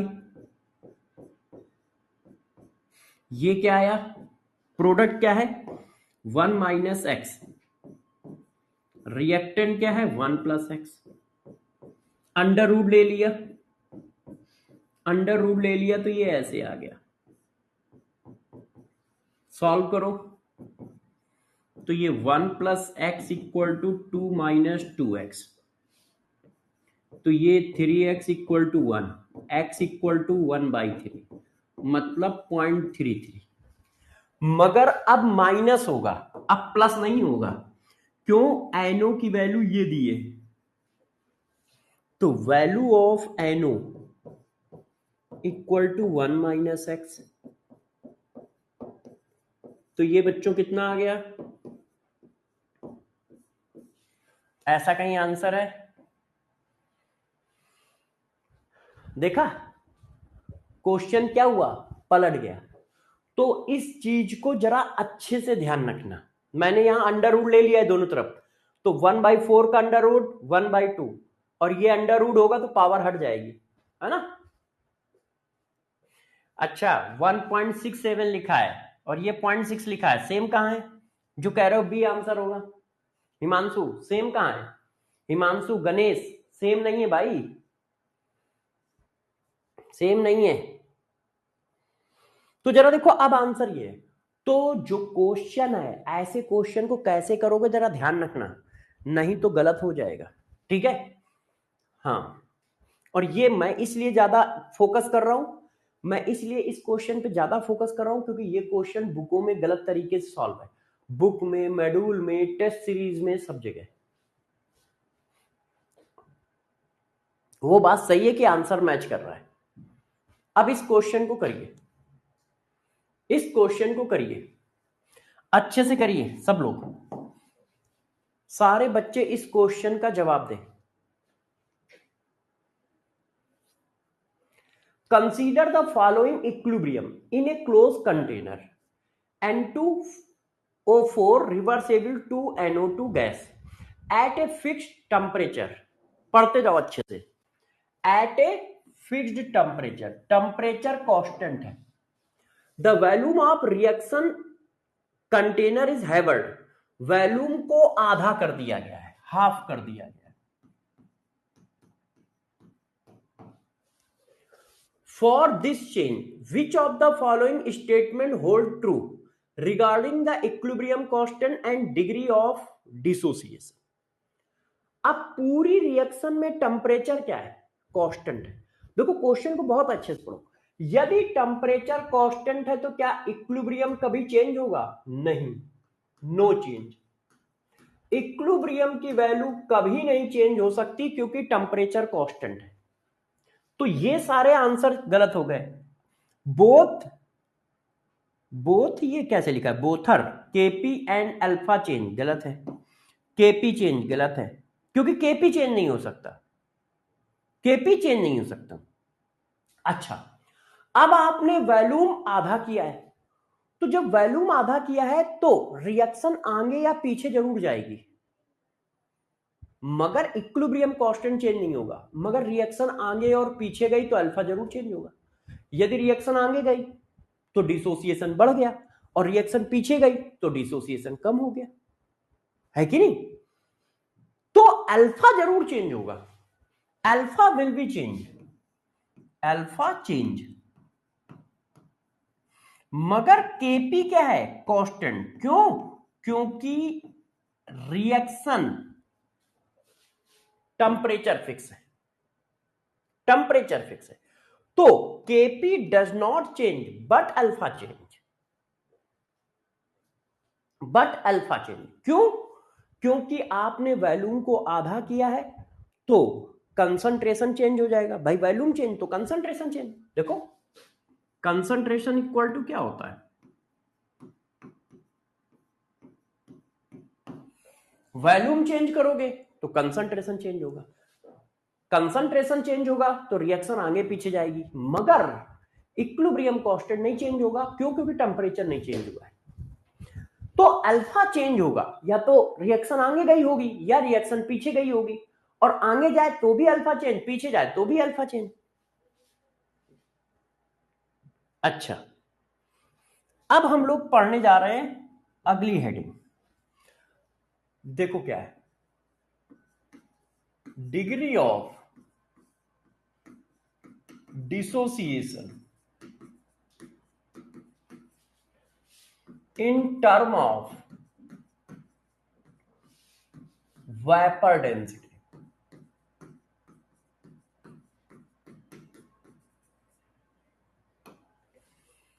Degree of dissociation in term of vapor density.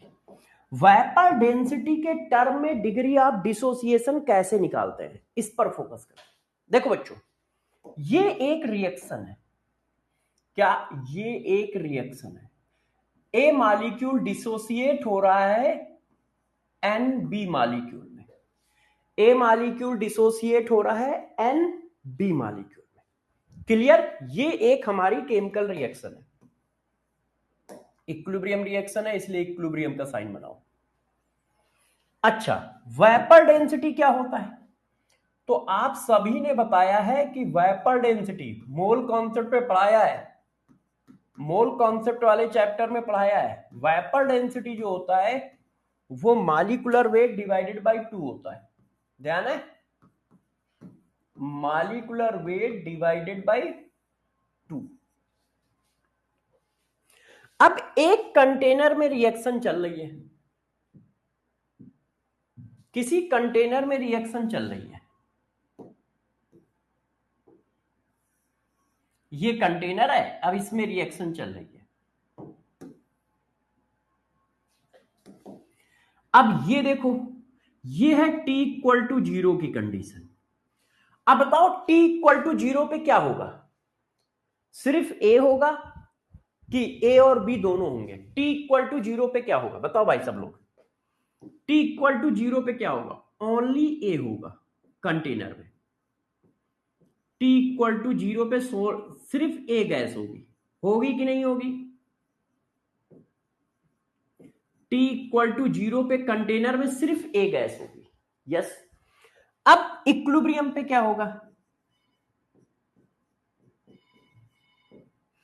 Equilibrium पे ए गैस भी होगी, बी गैस भी होगी, ए गैस भी होगी, बी गैस भी होगी। क्यों? क्योंकि इक्विलिब्रियम पे दोनों होंगे, होंगे, होंगे।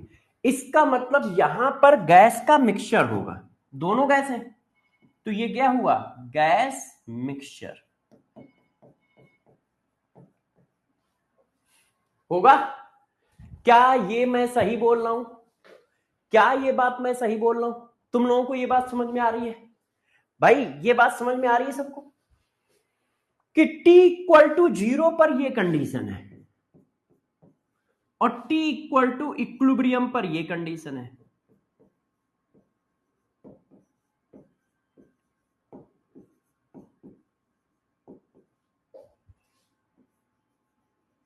बताओ। हाँ, अब गौर से देखो, जब t इक्वल टू 0 है तो वेपर डेंसिटी कितनी होगी? t इक्वल टू 0 पर वेपर डेंसिटी कितनी होगी? a का molecular weight divided by 2। t equal to 0 पर सिर्फ a होगा और ये नहीं होगा। बताओ। तो t इक्वल टू 0 पर जो भी वेपर डेंसिटी होगी वो रिएक्टेंट की वेपर डेंसिटी होगी, और वो कैसे निकलेगी? उसी का मॉलिक्यूलर वेट डिवाइडेड बाई 2। वो कैसे निकलेगी? उसी का मॉलिक्यूलर वेट डिवाइडेड बाई 2। तो कैपिटल डी क्या है? कैपिटल डी जो है वो वेपर डेंसिटी ऑफ रिएक्टेंट है। देखो, सिर्फ रिएक्टेंट की वेपर डेंसिटी है, वेपर डेंसिटी ऑफ रिएक्टेंट, और वो कैसे निकलेगी? Molecular weight of A divided by 2। अब इक्विलिब्रियम आई, तो इक्विलिब्रियम में ये भी होगा, ये भी होगा। तो इक्विलिब्रियम में जो डेंसिटी है उसको मैंने कहा स्मॉल डी, और वो क्या है? Molecular weight of gas mixture. क्यों? क्योंकि अब बच्चों कंटेनर में गैस का मिक्सचर है, तो फार्मूला क्या है? ये देखो, ये क्या है? Vapour density of gas mixture.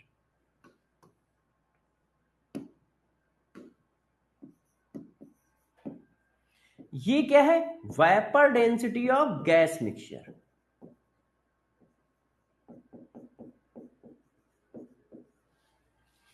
तो capital small D equal to क्या होता है?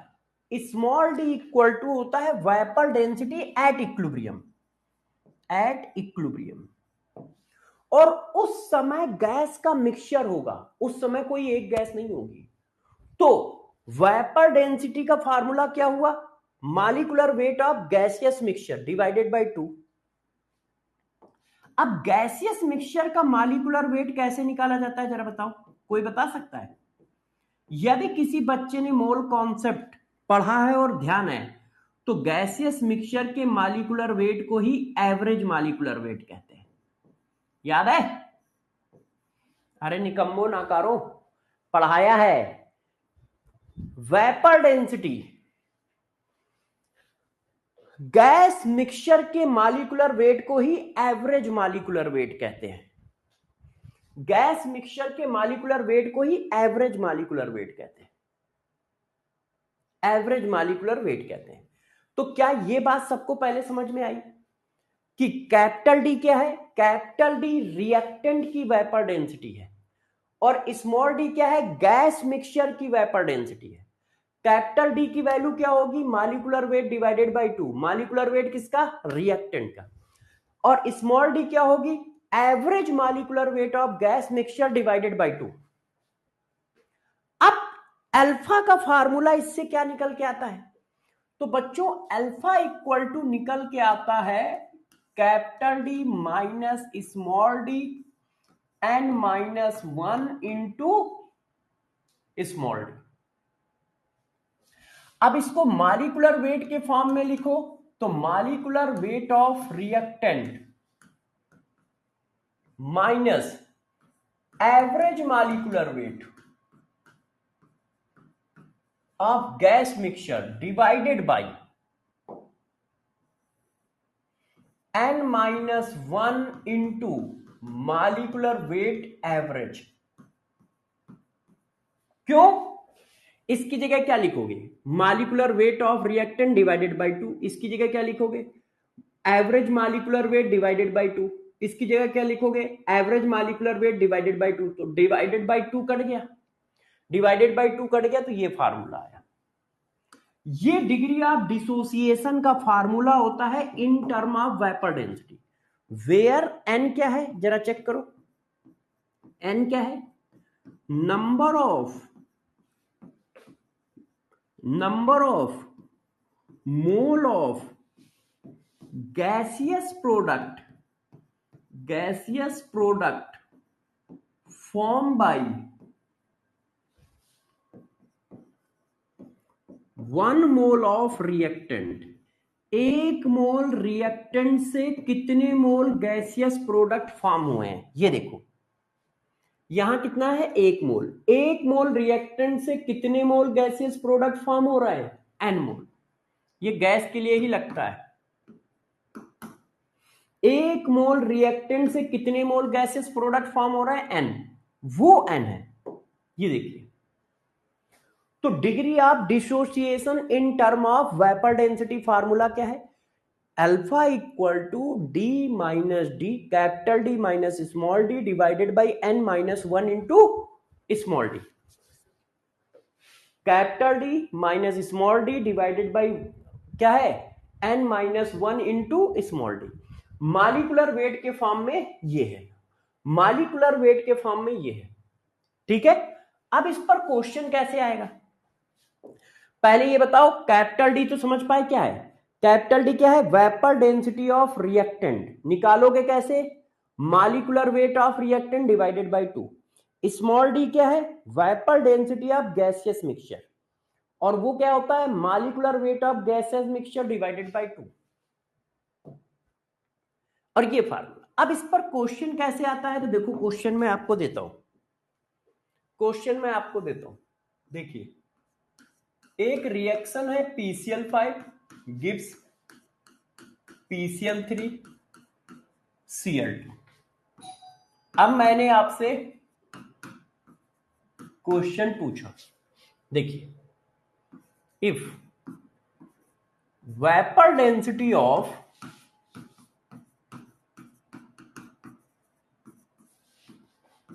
gaseous mixture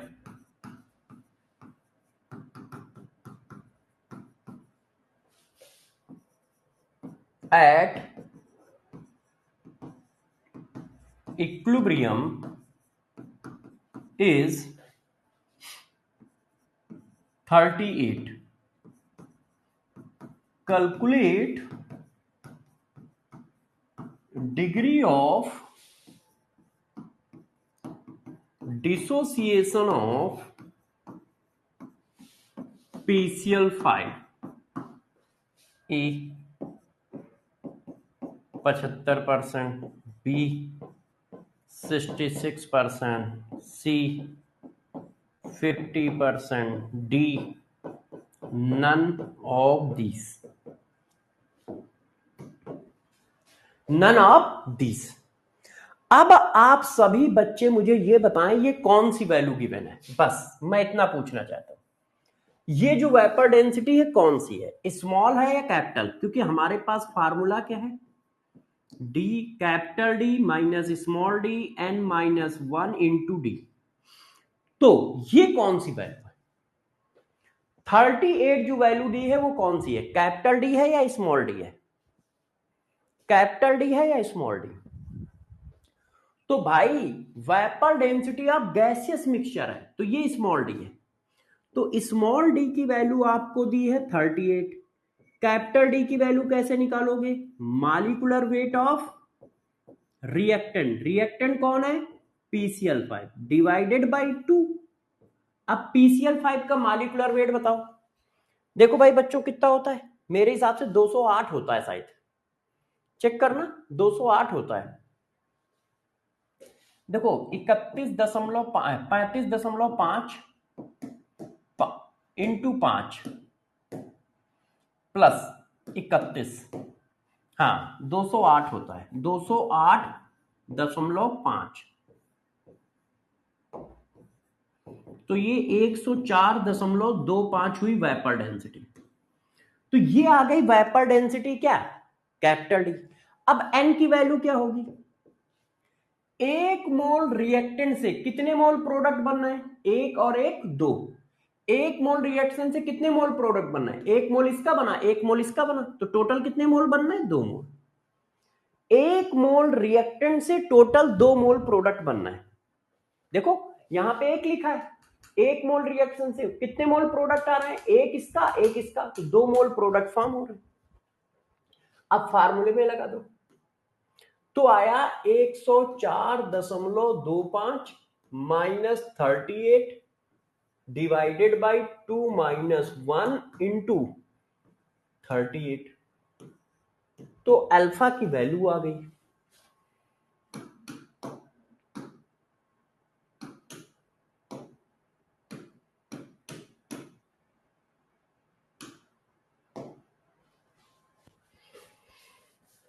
एक मिनट यार।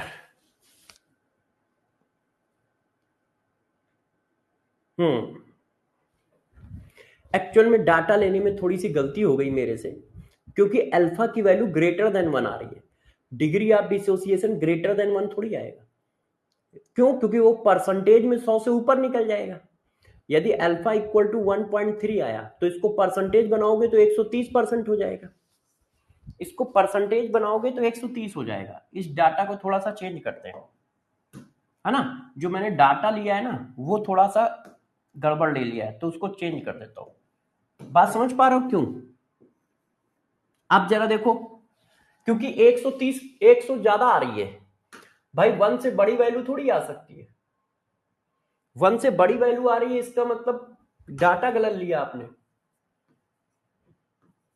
अब जरा चेक करके देखो, है ना, 104.25 माइनस 68 डिवाइडेड बाई 68 पॉइंट, अच्छा अब सही है, इनटू 100, अब 53.3 आ गया। अब सही है बच्चों, मैंने डाटा क्यों चेंज किया, सब लोग समझ पाए? मैं फिर से आपको एक्सप्लेन कर देता हूं कि मैंने डाटा क्यों चेंज किया है।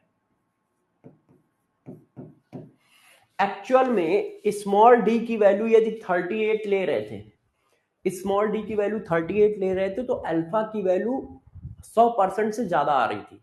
अल्फा 100% से ज्यादा तो हो नहीं सकता, तो इसका मतलब मैंने डाटा गलत तरीके से यूज किया, तो मैंने इसलिए डाटा की वैल्यू चेंज कर दी, इसकी वैल्यू चेंज कर दी, क्योंकि ये तो चेंज हो ही नहीं सकता, ये तो चेंज हो ही नहीं सकता कैपिटल डी। क्यों, क्योंकि रिएक्टेंट का मॉलिक्यूलर वेट तो फिक्स है, मगर गैस मिक्सचर की डेंसिटी चेंज हो सकती है। तो मैंने अपनी तरफ से फिर 68 रख दिया, जैसे आंसर आ जाए, जैसे आंसर क्या हो 100 से नीचे आए, तभी तो क्वेश्चन सही होगा, नहीं तो क्वेश्चन ही इनवैलिड है, डाटा ही मतलब इनकरेक्ट है। बात समझ पाए?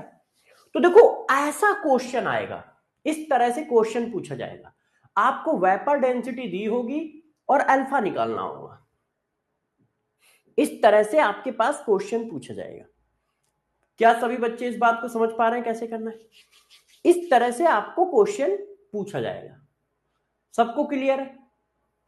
सभी बच्चों को क्लियर है जो भी बताई बातें? अब मैं इस बात को आपके उसमें भी लिख देता हूं, सीएचडी में। सीएचडी किधर है भाई, सीएचडी किधर लिखा, आज ये लिखा है, अच्छा ये देखो, सीएचडी में भी ये बात लिख देता हूं, अगले पेज पे पेज बनाता हूं और सीएचडी में भी अल्फा के बारे में लिख देता हूं, ठीक है ना। देखो alpha equal to capital D minus small D N minus 1 into D. Capital D क्या है, कैपिटल डी है वेपर डेंसिटी ऑफ रिएक्टेंट, जिसकी वैल्यू क्या हो गई, molecular weight of reactant divided by 2, जिसकी वैल्यू ये हो गई। अच्छा स्मॉल डी क्या है? Vapour density of gaseous mixture,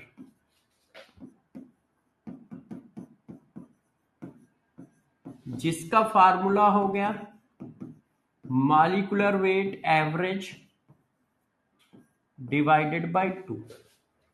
N क्या है?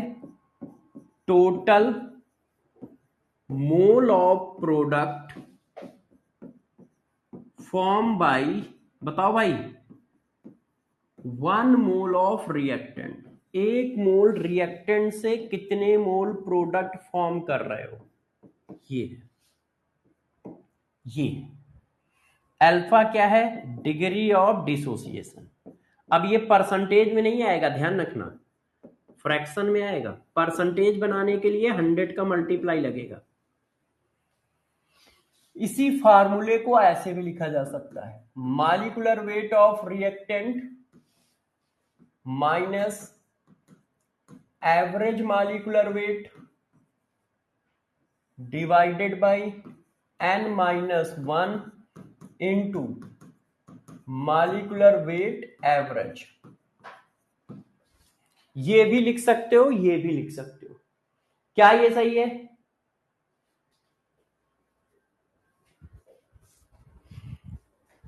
अरे भाई सचिन कौन है?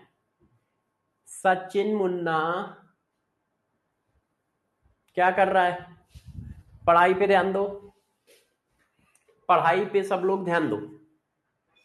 तो ये क्या है? डिग्री ऑफ डिसोसिएशन का फार्मूला है, degree of dissociation in term of vapour density. Degree of dissociation in term of vapour density. यदि वेपर डेंसिटी के टर्म में डिग्री ऑफ डिसोसिएशन निकालना है तो कैसे निकालोगे? अब इस चैप्टर की लास्ट एंड फाइनल हेडिंग, इस चैप्टर की last and final heading Le चटेरियल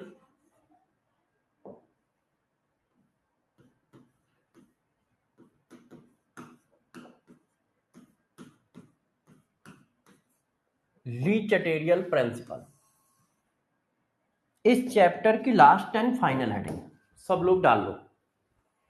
ये हेडिंग खत्म होते ही चैप्टर खत्म हो जाएगा। इस हेडिंग को खत्म करने में हम लोगों को लगेंगे 20 से 30 मिनट। इस हेडिंग को खत्म करने में हम लोगों को लगेंगे 20 से 30 मिनट और चैप्टर फिनिश, केमिकल इक्विलिब्रियम। तो अब देखो ये कहता क्या है।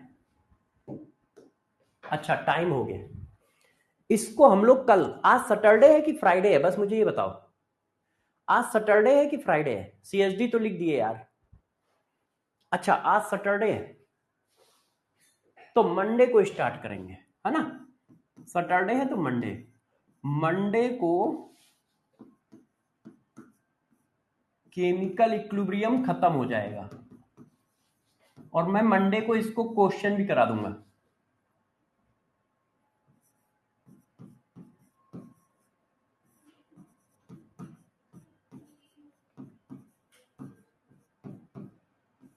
तो मंडे को हमारा टारगेट क्या रहेगा?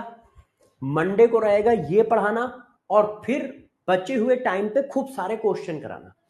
तो मंडे को हम ये करेंगे और साथ साथ में क्वेश्चन प्रैक्टिस करेंगे इस चैप्टर की, question practice,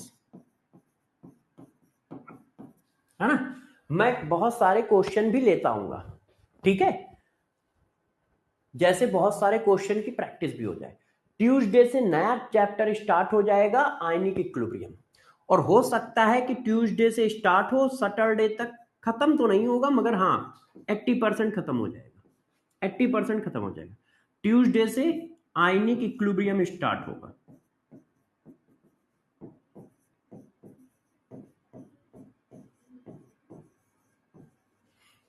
ionic equilibrium start होगा ट्यूसडे से, ठीक है, आराम से। हाँ, और सभी बच्चे ऑर्गेनिक के लिए तैयार हो जाएं। ऑर्गेनिक वाईटी पे मैं कराना स्टार्ट कर रहा हूं और फिर बैच में भी कराई जाएगी जब बैच में आएगा। हाँ ठीक है, तो आप लोग मंडे को तैयार करके आइए। ली चटेरियल प्रिंसिपल पढ़ाऊंगा, खूब सारे क्वेश्चन की प्रैक्टिस करूंगा। तो जब मंडे को क्लास में आना, उससे पहले जो मैंने केमिकल इक्विलिब्रियम पढ़ाया है उसको एक बार रिवाइज करके आना। मंडे को जब क्लास में घुसो तो उससे पहले मैंने जो केमिकल इक्विलिब्रियम पढ़ाया है ना उसको बस रिवाइज करके आना। क्यों? क्योंकि पूरे चैप्टर के क्वेश्चन कराऊंगा, पूरे चैप्टर के क्वेश्चन कराऊंगा, ठीक है। हाँ। चलो अब मिलते हैं मंडे को, अब मिलते हैं मंडे को। संडे वाला टेस्ट सारे बच्चे बहुत ईमानदारी से देंगे, ठीक है। बाय बाय, अपना ध्यान रखो, बाय बच्चों।